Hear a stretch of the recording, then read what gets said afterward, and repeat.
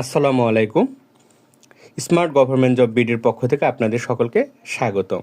আশা করি আপনারা সকলে ভালো আছেন।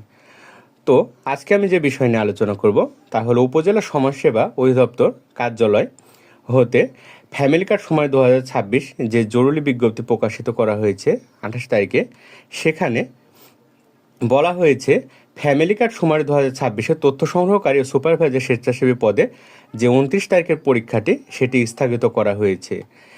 তো 29 তারিখের পরীক্ষাটি কবে হবে এখানে তারা দিয়ে দিয়েছে যে 29 তারিখে আবেদনকারীর শিক্ষা সনদ ও অন্যান্য দাখিলাতি যাচাই করা হবে, এটি 29 থেকে 30 তারিখের মধ্যে। এবং আপনাদের যারা আবেদন করছেন সকলের মৌখিক পরীক্ষা বা ব্যবহারিক পরীক্ষা 1 থেকে 7 আগস্ট এই সময়ের মধ্যে হয়ে থাকবে। এবং এখানে আরেকটি বলছে যে পরবর্তী মৌখিক ব্যবহারিক পরীক্ষার নির্ধারিত সময়সূচি পরবর্তীতে জানানো হবে।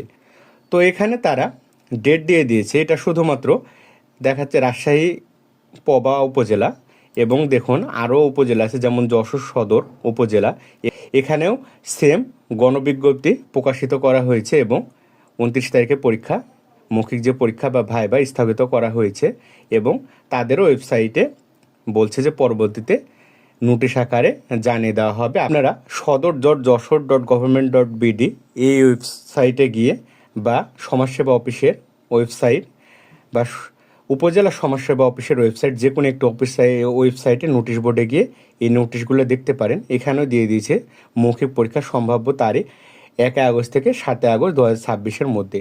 তো এখানে যশোর সদর এবং রাজশাহী পবা এই দুইটা দেখালাম। আপনারা আপনাদের নিজস্ব যেই উপজেলা আছে সেই উপজেলার ওয়েবসাইটে গিয়ে এই নোটিশটা আপনারা দেখতে পারবেন এবং 1 থেকে 7 তারিখের মধ্যে যে মৌখিক পরীক্ষার সময়সূচি দেওয়া হয়েছে সে অনুযায়ী আপনারা প্রিপারেশন নেন। তথ্য সংগ্রহকারী এবং সুপারভাইজার পদে জব করতে পারবেন। আশা করি বিষয়টি বুঝতে পারছেন। ভিডিওটি ভালো লাগলে লাইক, কমেন্ট, শেয়ার এবং সাবস্ক্রাইব করে দিন। আজকের মতো এই পর্যন্তই। আসসালামু আলাইকুম।